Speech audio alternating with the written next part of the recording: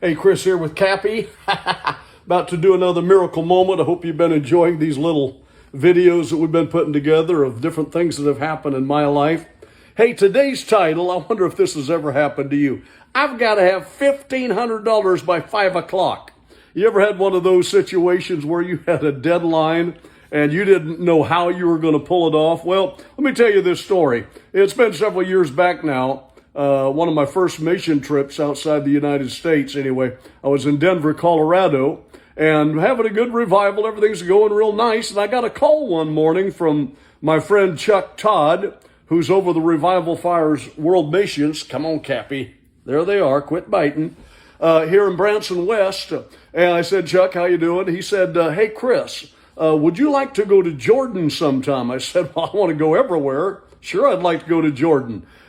He said, well, we had other ministers that were planning to go that have backed out for whatever reason. And all we have now is just a couple of ladies that are coming, or a few ladies, and they can't preach in an Islamic country. So we need an evangelist. And I just thought about you. I said, well, sure, but love to go to Jordan. When are you going to Jordan? And he said, Friday.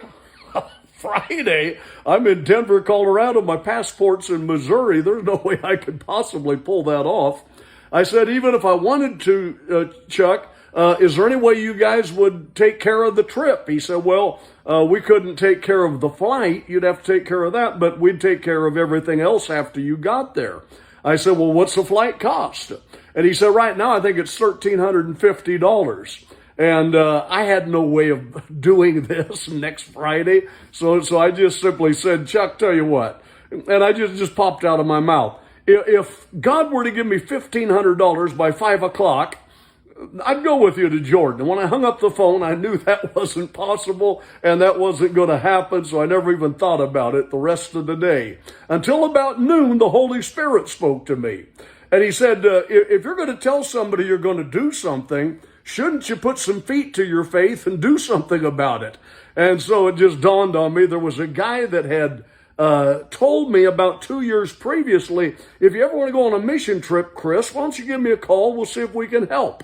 And I went through the directory of my computer and I finally found the phone number and I went ahead and dialed it. And when I did, I got a recording of a construction company. I don't know if this is even the right number. It's been years. The number may have changed. And I just went ahead and left a message. This is Kris Jackson. We're thinking about doing a missions trip, wondering if anybody would want to help. And that's basically all I said. And then the rest of the day, I never thought a thing about it. No way I'm going to Jordan. Then about 3 minutes till 5, my phone rang. I answered it. It was the guy that I had called. He is over a construction company, I guess. And they're about to close for the day because it's about 5 o'clock.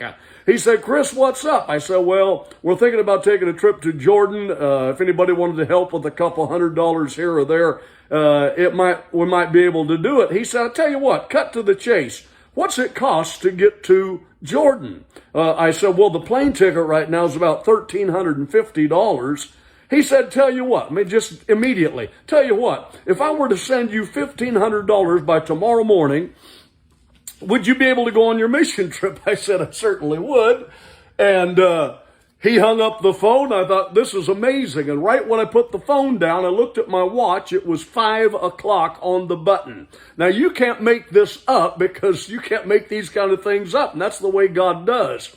So, wasn't but a few days. I was back home, got my trip planned, got my passport, Bible in my hand, and headed off to Memphis where we flew with Revival Fires International to Jordan and had a wonderful time. And there's another thing happened there that we landed on that day when the suicide bombers bombed the Radisson, Sheraton, and Days Inn. And it was the Days Inn where we were scheduled to stop, and something there was a change there that we missed it, or we'd have been right in the lobby when the third suicide bomber pulled the string and the bomb went off in the Days Inn lobby. And that's another miracle moment that we'll share at another time. Hope you're enjoying these. Cappy, say hi to everybody on TV and on internet, Facebook and YouTube. You have a great day. God bless you.